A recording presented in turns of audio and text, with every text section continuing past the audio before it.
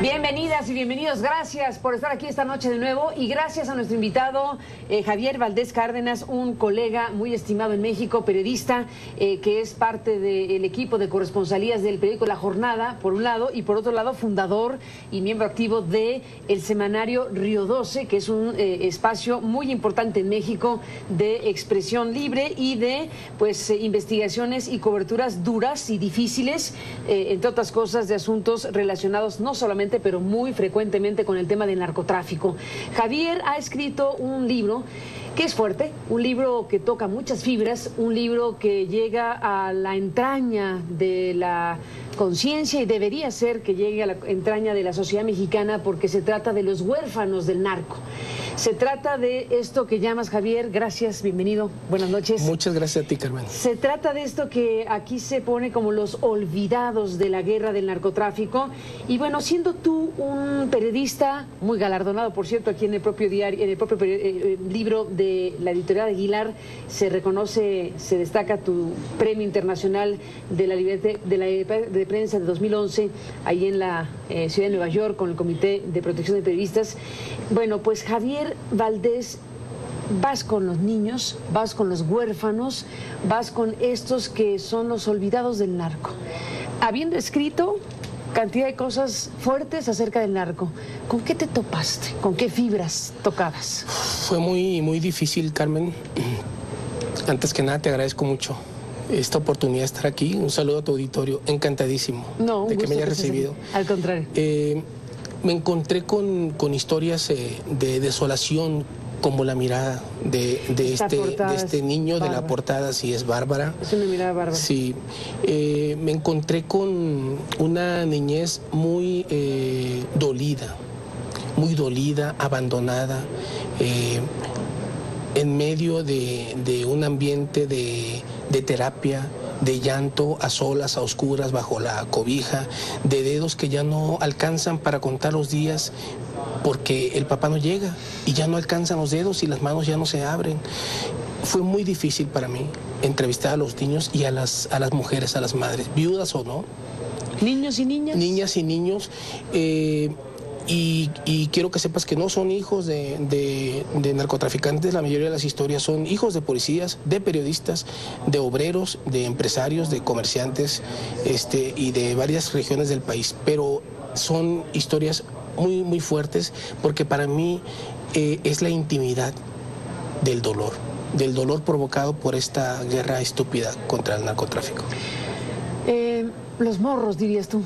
Los morros y las morras, los morritos y las morritas que pierden su familia, que quedan en esta circunstancia. ¿Cuántos niños, cuántas niñas? ¿Cómo fuiste buscando estas historias, rascando estas biografías? Todo nació porque yo asistí a una mesa redonda invitado por Javier Sicilia hace meses y ahí estuvo María Herrera Magdaleno. Es una señora que tiene 8 hijos, 4 de ellos desaparecidos. Ella nos reclamó a nosotros porque muy fuerte, porque nosotros nos uníamos a la invisibilidad con que el gobierno trata a los desaparecidos y a sus familiares. ¿Por qué los medios habíamos dejado de cubrir? Yo le agarré la palabra y fui a buscarla, la encontré, la entrevisté, conté su historia, la de sus hijos, sus nueras y los nietos. Y entonces a partir de ahí yo sentí que había que escribir otras historias, pero no muchas, sino unas 10 historias, y así fue, representativas busqué las regiones violentas, Monterrey, Ciudad Juárez, incluso la Ciudad de México, aunque digan que no hay narcotráfico aquí, por supuesto, el Estado de México, que va a regiones de Michoacán y Guerrero. Entonces, por supuesto, Ayotzinapa, tenía que incluir a Ayotzinapa, o sea, a fuerzas tenía que incluirlo, y la historia de las rastreadoras de El Fuerte, en Sinaloa, que son mujeres que han buscado por su cuenta a los desaparecidos y han encontrado por su cuenta unas 10 fosas clandestinas con unos 30 cadáveres y ellos lo reportan a las autoridades. Fue así que tejí el libro. Son historias tratadas con otra pausa, otro ritmo, son más velocidad. Sí, son más profundas, más detenidas. Es una prosa más detenida. Una prosa más detenida, Javier. Cuéntame algo que te hayan dicho, algo que te haya tocado, bueno, supongo que todo, pero algo que haya sido especialmente significativo. ¿Qué niño te contó qué cosa? Es el caso Con las manos cerradas me impactó mucho, aunque otras historias compiten en ese ánimo, como Iñaki o la de María Herrera o la de Julio César de Ayotzinapa, pero la de Manos Cerradas es un bebé que nació con las manos cerradas. Es decir, él tiene meses y apenas empieza a abrirlas, nació enojado. Durante el embarazo su padre fue desaparecido. Su madre duró semanas sin salir de su casa, en un estado casi demencial, sin comer, sin dormir, sin salir, sin bañarse, sin cambiarse, sin darle comida a sus hijos. Y él nació así, enojado. Me parece muy triste que un niño no sonría. Y él duró semanas, creo que unos 2 o 3 meses, sin sonreír. Porque nació molesto, nació enojado. Porque le tocó, lo salpicó, lo inundó el estado de frustración, de impotencia, de rabia, de soledad, de tristeza de su madre, que es una joven de 30 años. De 30 años.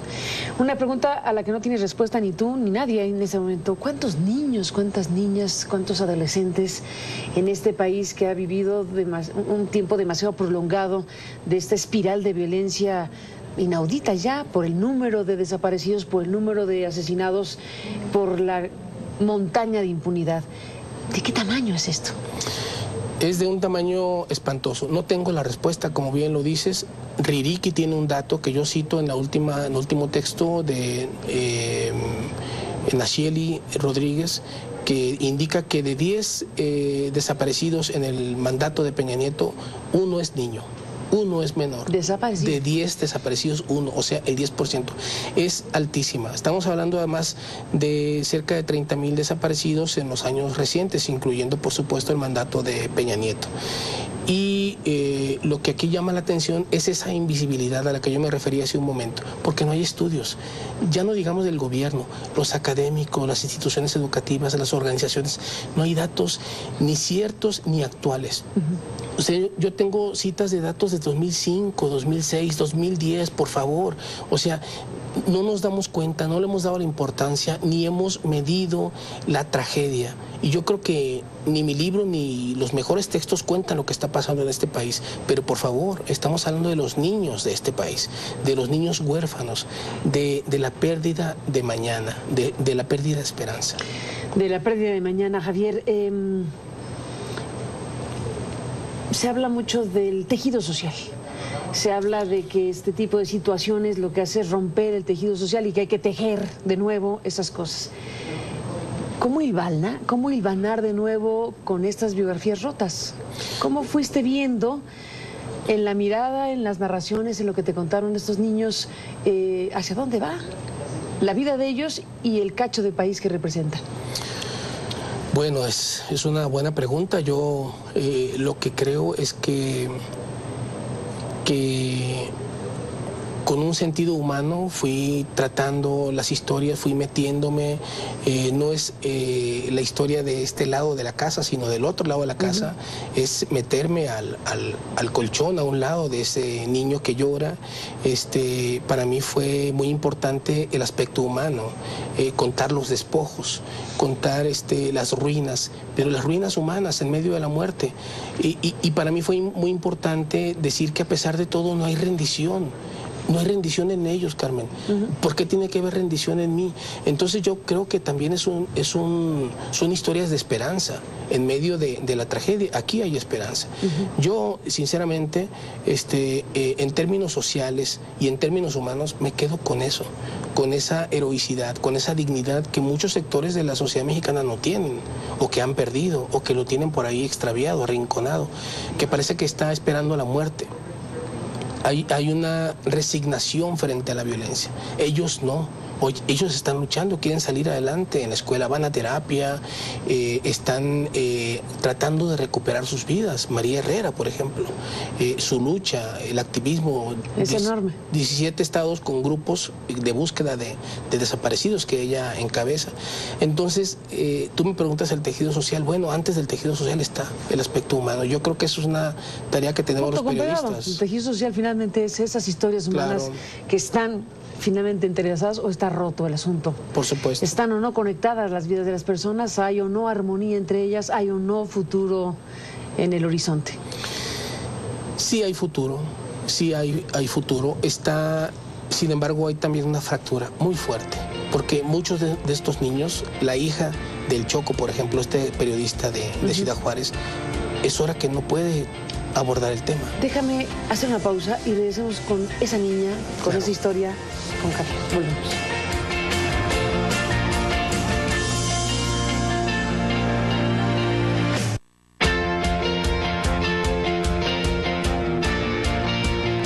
Regresamos, Javier Valdés Cárdenas, con esta conversación contigo, hablando de los huérfanos del narco. Te interrumpí cuando estabas a punto de hablar sobre esta niña, la hija del Choco. ¿Qué pasó ahí? ¿Qué pasa con ella? Bueno, ella no habla del tema. Ella va a terapia. Y cuando ha salido el tema... ¿Cuál es la historia? Cuéntanos. Bueno, el Choco fue ultimado a balazos cuando se preparaba para salir de su casa en Ciudad Juárez. Estamos hablando de un reportero de la sección policíaca del Diario de Juárez, un reportero valiente, digno, que era incluso referencia para medios de otros países que acudían a Ciudad Juárez. Esta jovencita, esta niña estaba junto a él.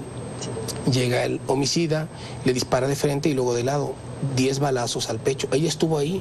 Ella, de hecho, su primera actitud fue de sentirse culpable, de no haber podido hacer nada por su padre, de ingresar a un estado de shock, de tallarse las prendas y no poder hablar.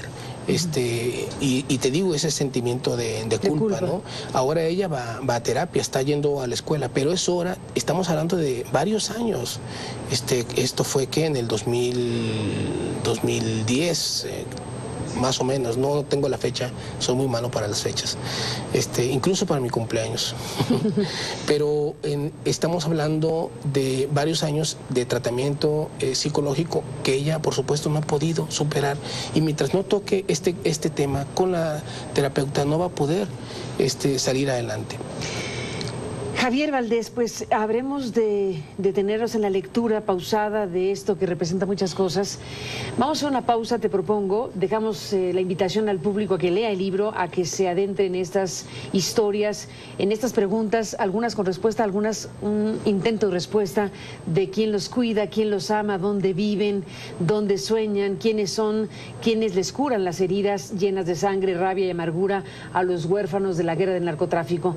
Dejemos, te propongo, Javier, esta conversación sobre el libro, porque no puedo cerrar el programa sin también preguntarte de otras cosas de las cuales has informado, de las cuales puedes hablar siendo parte del semanario Río 12, porque mira que han pasado cosas respecto al tema del narcotráfico últimamente, desde el Chapo Guzmán y su fuga hasta otras cuestiones que desde luego tú has podido informar ampliamente. Te propongo hacer este punto y aparte y dejar aquí esta manera de contar estas historias obligadas precisamente de lo que está pasando en México. Regresamos en la parte final, volvemos en este programa, volvemos con Javier Valdés. Joaquín El Chapo Guzmán ha sido uno de los narcotraficantes más conocidos en México. Su notoriedad la consiguió no solo por ser una de las cabezas más visibles del cártel de Sinaloa, sino también por protagonizar 2 fugas de 2 penales de máxima seguridad. La primera evasión de Guzmán Loera se produjo en enero del 2001 del penal de Puente Grande en Jalisco, donde purgaba una condena de 20 años y 9 meses de prisión por los delitos de cohecho y asociación delictuosa.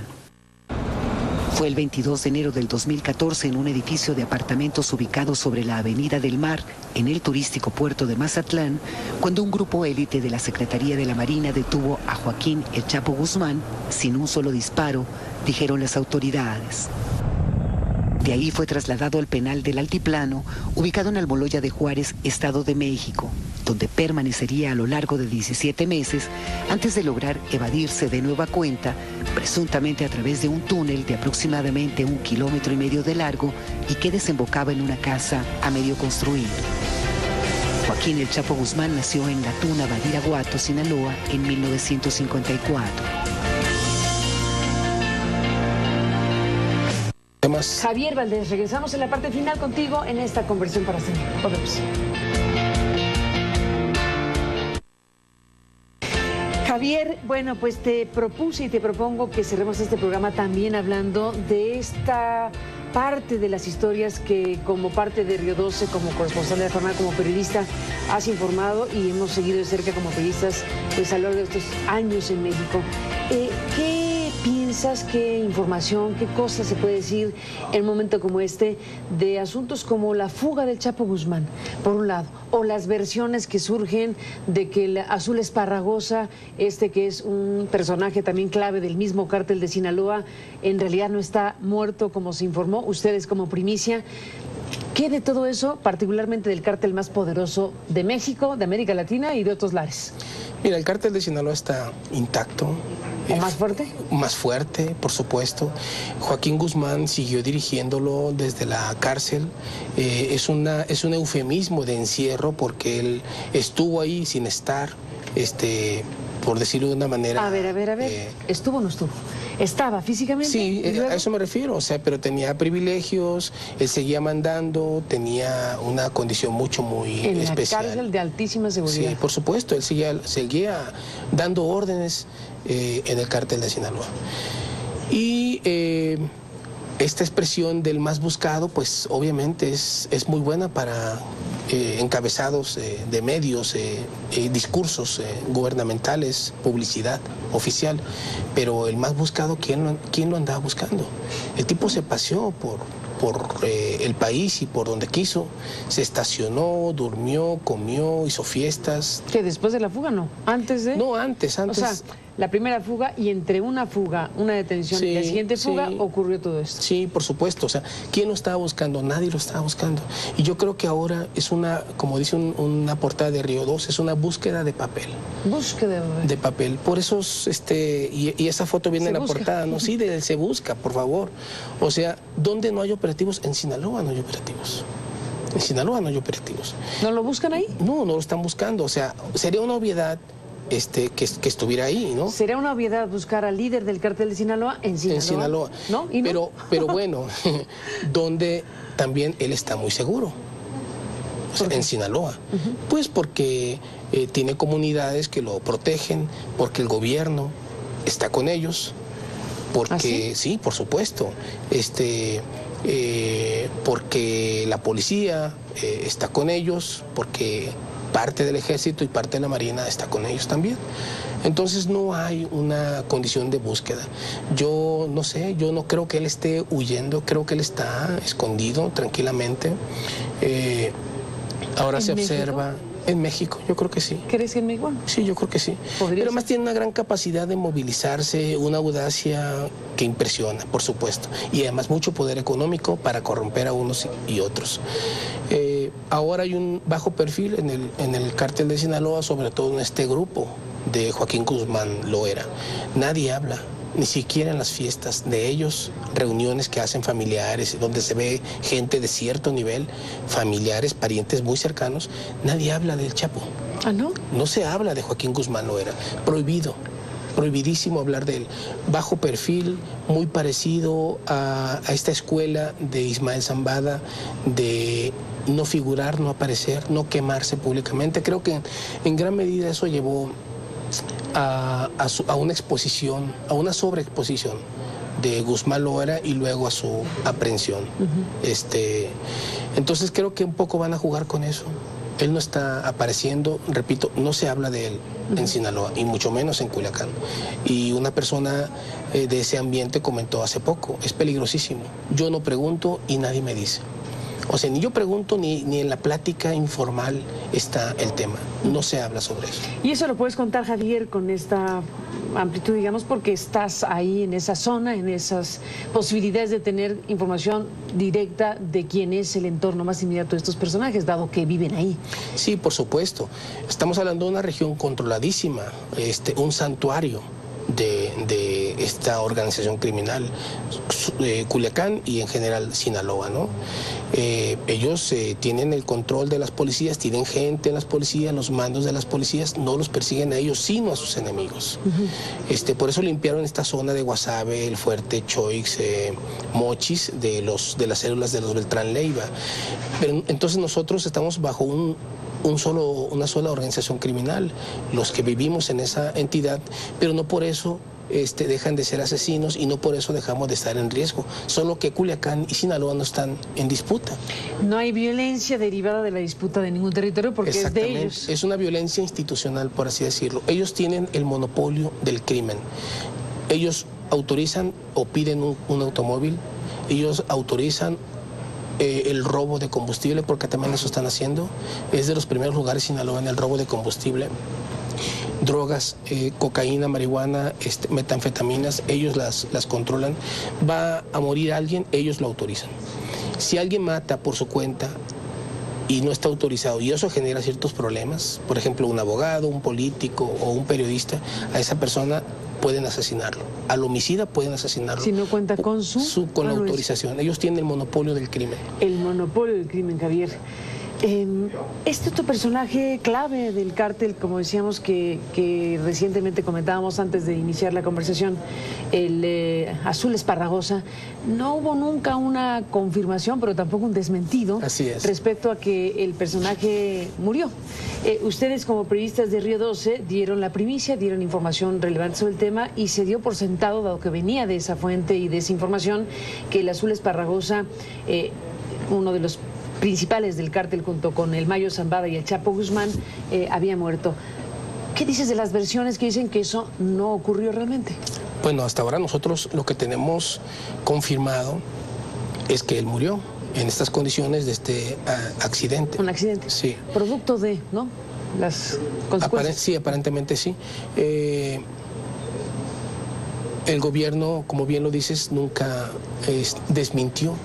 Ni afirmo ni niego. Sí, pero una actitud bastante sospechosa, porque, como dices tú, ni afirmó ni negó, no asumió una postura pública al respecto. Y nosotros decíamos, bueno, ellos dicen no hay pruebas de que está muerto. Bueno, entonces hay pruebas de que está vivo. O sea, el gobierno puede asegurar que el tipo está vivo. Ni una cosa ni otra, no, muy sospechosa, sin asumir un compromiso, pues, incluso de manera irresponsable, no dijeron nada. Fue un vacío, como muchos de los vacíos que en este terreno el mismo gobierno construye, ¿no? Pero es uno de los grupos criminales fuertes dentro de esta organización criminal, la del Cártel de Sinaloa, como el de Zambada, el de Guzmán, y además, como te dije, el Cártel de Sinaloa sigue siendo muy fuerte. Pues Javier, ahí están estos temas abiertos para seguir informándose, conociéndose y preguntándose cosas, porque forman parte de este mapa tan complejo nacional en México. Gracias por estar aquí, felicidades por un libro tan duro y tan pues de alto impacto en todos los sentidos, que es este de Huérfanos del Narco. Gracias por estar aquí para platicar. Muchas gracias, es un honor, Carmen. Gracias. Muchas gracias, de verdad. Javier, y hasta la próxima. Y a ustedes, gracias por estar aquí. Buenas noches. Hasta mañana.